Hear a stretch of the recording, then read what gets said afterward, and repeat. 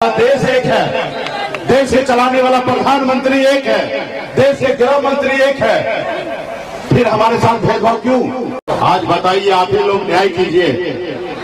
देश के लोग जो है, आप ही लोग न्याय कीजिए। क्या बताइए, दिल्ली में निषाद का आरक्षण है, बिंद हो, बिलदार हो, नोनिया हो, मलाह हो, चौहान हो, सभी को आरक्षण मिल रहा है, एससी का दर्जा मिला हुआ है। और बंगाल में भी आरक्षण मिला है, बिन, बिलदार, नोनिया, मलाह, चाहे टीयर 1 पर सभी को आरक्षण मिल रहा है। लेकिन आपको बिहार में या झारखंड या उत्तर प्रदेश नहीं मिल रहा है। आप बताइए, हमारा देश एक है, देश के चलाने वाला प्रधानमंत्री एक है, देश के गृह मंत्री एक है, फिर हमारे साथ भेदभाव क्यों? आज हमें आरक्षण क्यों नहीं मिल रहा है? तो इसलिए साथियों, हम सभी को लड़ाई लड़ना पड़ेगा।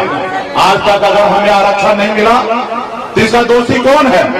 इसका दोषी है एक वो जो दिल्ली में बैठा है, सरकार बना हुआ है, एक दोषी वो और दूसरा दोषी आप और हम है कि हम अपने हक अधिकार के लिए लड़ाई नहीं लड़ पाए। साथियों, आप सभी को याद होगा 2015 में हम लोगों ने लड़ाई लड़ा था पटना में, लाठी डंडा चला था, गोली चला था, लेकिन हम लड़े और एक दिन के अंदर में 12 घंटे के अंदर में बिहार सरकार को ईंट से ईंट हिला दिया और बिहार सरकार 12 घंटे के अंदर में निषाद समाज, बिन, बिलदार, नोनिया वाला को आरक्षण मिले, ऐसा अनुशंसा उन्होंने कर दिया और दिल्ली के सरकार को भेज दिया। अब जरूरी है दिल्ली के सरकार से लड़ना। जिस तरीके से हमने बिहार से लड़कर पास करा के दिल्ली भिजवा दिया है, अब हमारी ताकत है दिल्ली के सरकार से लड़ेंगे और आरक्षण ले लेंगे। साथियों, आज बताइए, यूपी, बिहार, झारखंड में हम जाते हैं, इतनी बड़ी आबादी है, 137 जिला है, 137 जिला में एक भी निषाद, बिन, बिलदार, नोनिया वाला का बेटा कलेक्टर नहीं है। आज हमें निषाद से आरक्षण मिलता तो हमें भी इसका लाभ होता। आज दर्जनों निषाद का बेटा कलेक्टर होता, एसडीओ होता, बीडीओ होता, सीओ होता, डॉक्टर होता, लेकिन नहीं है। इसलिए साथियों, हम सभी को लड़ाई लड़ना है। अगर आप इस आजाद भारत में सर उठा के जीना है, मान सम्मान अधिकार के साथ जीना है, अगर आप चाहते हैं कि आपके बच्चे अच्छी जिंदगी जिए, तो इसके लिए आपको 2 काम करना पड़ेगा। 2 काम में क्या है? एक काम, एक रोटी कम खाइए, लेकिन अपने बच्चे को पढ़ाइए, लिखाइए, काबिल बनाइए। जब तक आपका समाज शिक्षित नहीं होगा, तब तक आपका समाज आगे नहीं बढ़ेगा। इसके लिए बच्चे को पढ़ाइए, लिखाइए। और दूसरा, अपने हक अधिकार के लिए संघर्ष कीजिए, लड़ाई लड़िए, तब जाके आपको अधिकार मिलेगा।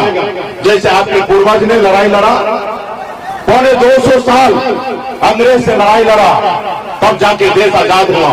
ना जाने हमारे कितने हजारों लाखों के संख्या में हमारे पूर्वज शहीद हुए, और सिर्फ एक ही सोच, सपना था उनका कि हम लड़ाई लड़ रहे हैं, देश आजाद होगा और हमारा आने वाला पीढ़ी जो है वो सर उठा के जिएगा।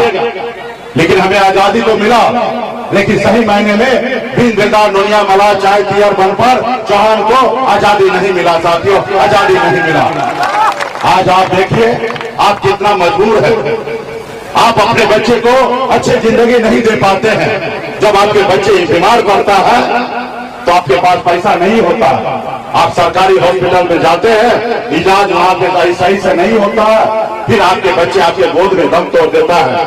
आप कैसे माँ बाप हैं? और वही जो जिसके पास पैसा है वो प्राइवेट हॉस्पिटल में लेके जाता है, इलाज कराता है, क्योंकि उसके पास पैसा रहता है, और उसके अपने बच्चे को जिंदगी दे देता है, और आप अपने बच्चे को जिंदगी नहीं दे पाते। साथियों, ये आजाद भारत आपका है, आपका भी उतना ही अधिकार है जितना दूसरे लोग सर उठा के जी रहा है, उतना ही अधिकार आपका भी है कि आप भी सर उठा के जी सकते हैं। इसके लिए हमें बाबा साहब भीमराव अम्बेडकर ने हमें ताकत दिया। देश आजादी के बाद हमें एक लोकतंत्र दिया, एक हमें संविधान दिया।